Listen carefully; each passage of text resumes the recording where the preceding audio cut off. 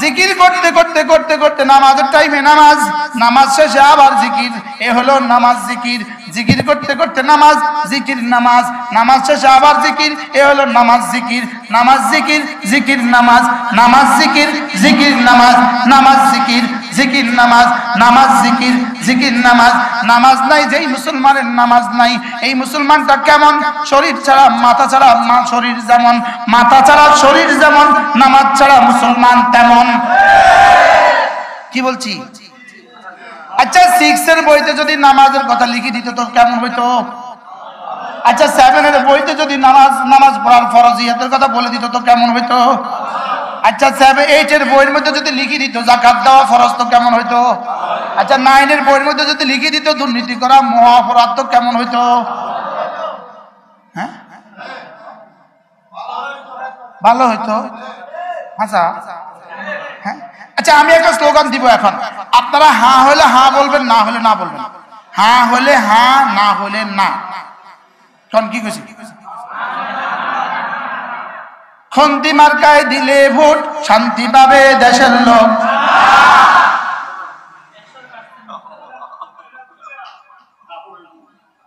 খন্তি মার্কায় দিলে ভোট, শান্তি পাবে দেশের লোক। এবার আরেকটা স্লোগান শিখাই, ইমান আমল বানালে লোক, শান্তি পাবে দেশের লোক। হ্যাঁ না না, হ্যাঁ বিজয়ী, হ্যাঁ বিজয়ী। ইমান আমল করলে লোক, শান্তি পাবে দেশের লোক। ইমান আমল করলে লোক, শান্তি পাবে দেশের লোক। নামাজ জিকির করলে লোক, শান্তি পাবে দেশের লোক। আচ্ছা ডিমবাজা শিক্ষা যে ছেলেটা পাশ করলো, ডিমবাজা শিক্ষা ছাড়া আর কিছু হিসেব পারে না। এবার বলো ডিম বাজবে কবে, আর ডিম বাজা ভাত রাঁধবো কবে, ডিম বাজা বউ জ্বালাবে কেমনে? এই ছেলেটা চুরি করা ছাড়া রাস্তা কি?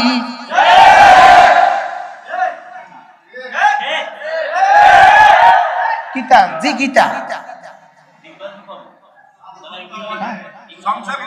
আচ্ছা সংসার কিভাবে চালাবে? তো সে চুরি করবে না কে চুরি করবে?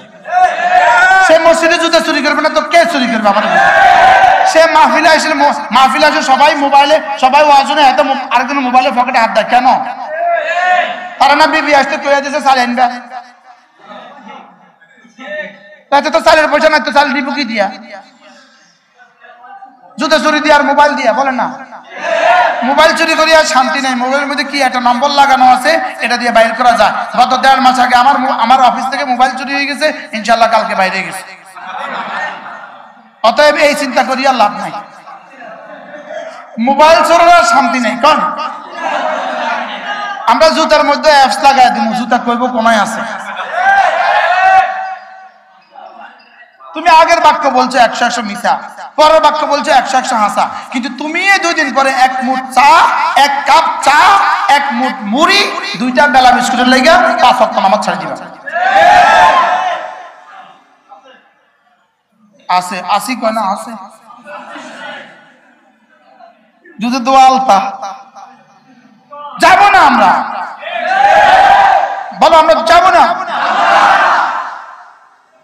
আমরা আছি, আমরা আছি নামাজ জিকির, নামাজ জিকির, ইমান আমল, ইমান আমল।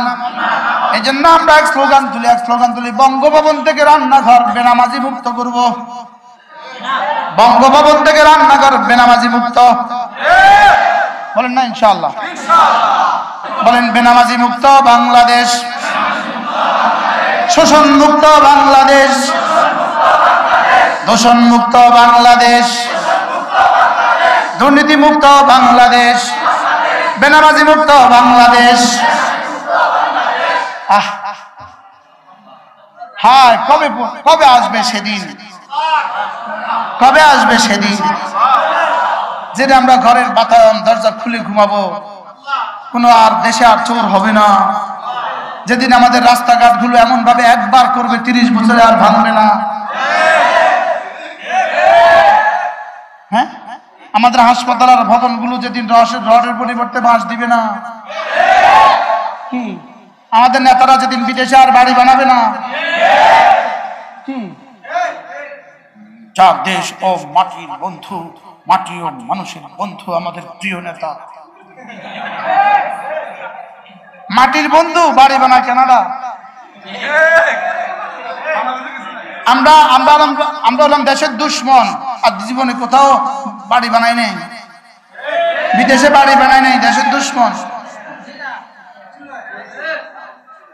হ্যাঁ কি আমরা দেশের দুশ্মন? যদি আমরা না হইতাম, একজনও বাজারে গিয়া বাজার করে ফিরতে পারতেন না, টাকা এর আগে চুরি হয়ে যেত।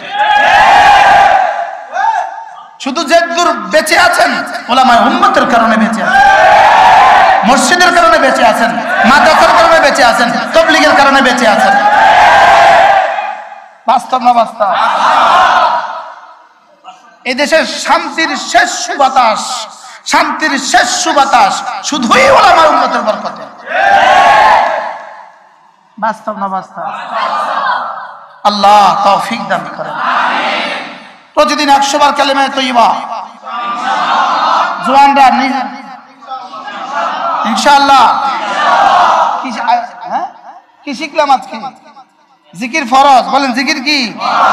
কদ্দুর জিকির ফরজ?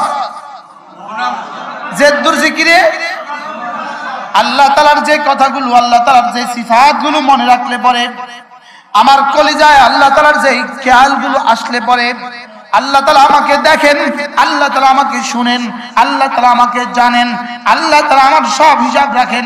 এই কথাগুলো যার দিলে জাগ্রত থাকবে, তার দ্বারা চোখের গুনাহ হবে না, তার দ্বারা কানের গুনাহ হবে না, তার দ্বারা হাতের গুনাহ হবে না, তার দ্বারা পায়ের গুনাহ, লজ্জাস্থানের গুনাহ হবে না, তার দ্বারা আরেকজনের মাল ভক্ষণ করা হবে না, তার দ্বারা দুর্নীতি হবে না। সুবহানাল্লাহ। ওহো, এজন্য মেরে ভাইও আকিমিস সালাতা লিযিকরি। নামাজ কেন পড়বা? নামাজ এজন্য পড়ো যেন তুমি আমাকে ভুলে যাওনি, এই কথাটা মনে করাবার জন্য পড়ো।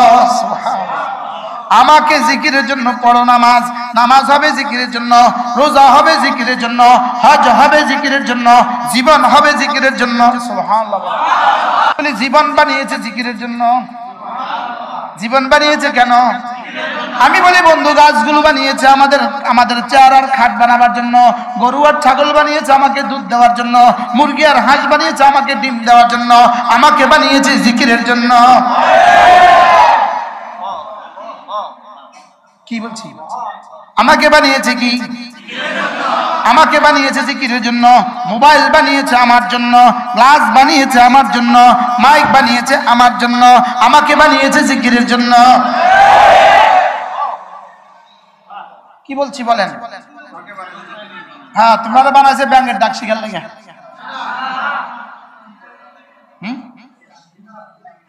আমারে বানাইছে জিকিরের লেগা। বলেন আমারে বানাইছে কি লেগা? আমারে বানিয়েছে জিকিরের জন্য, আমাকে বানিয়েছে নামাজের জন্য, আমাকে বানিয়েছে রোজার জন্য। বাকি বলবেন হুজুর, নামাজ রোজার বাইরে আমার বুঝার কোনো কাজ নাই, নামাজ জিকির রোজার বাইরে আমার বুঝার কোনো কাজ নাই। ভাত রান্না করব কেন? ভাত খাবো কেন? দোকানদারি করব কেন? কাপড়ের দোকান দিব কেন? মুদি দোকান দিব কেন? ফ্যাক্টরিতে কাজ করব কেন? বাকি সমস্ত কাজ করব জিকিরের সুবিধার জন্য। কি বলছি? জিকিরের। সুবহানাল্লাহ। এই জন্য আমরাই পৃথিবীতে এক জাতি, আমরা যারা এত বড় জামা গায়ে দিই আমরাই এক জাতি, আমরাই পায়জামার পাঞ্জাবি পরি আমরা এক জাতি, আমরা শার্ট প্যান্ট পরি আমরা এক জাতি। কেন আমরা এটা পরি? কারণ নামাজ পড়া ফরজ, নামাজের মধ্যে সতর ঢাকা ফরজ, এই জন্য আমরা এটা পরি। ইহুদি এতটা পরে না কেন? হাফ প্যান্ট পরে বেটি, হাফ প্যান্ট পরে নারী। কেন? নামাজ ফরজ না, এই জন্য সতর ঢাকাও ফরজ না। নামাজ নাই তো সতরও নাই, সতর নাই তো কাপড়ও নাই। বাস্তব না বাস্তব? গরু কাপড় পরে না কেন? নামাজ নাই এজন্য, সতর ঢাকা নাই এজন্য। ছাগলে কাপড় পরে না কেন?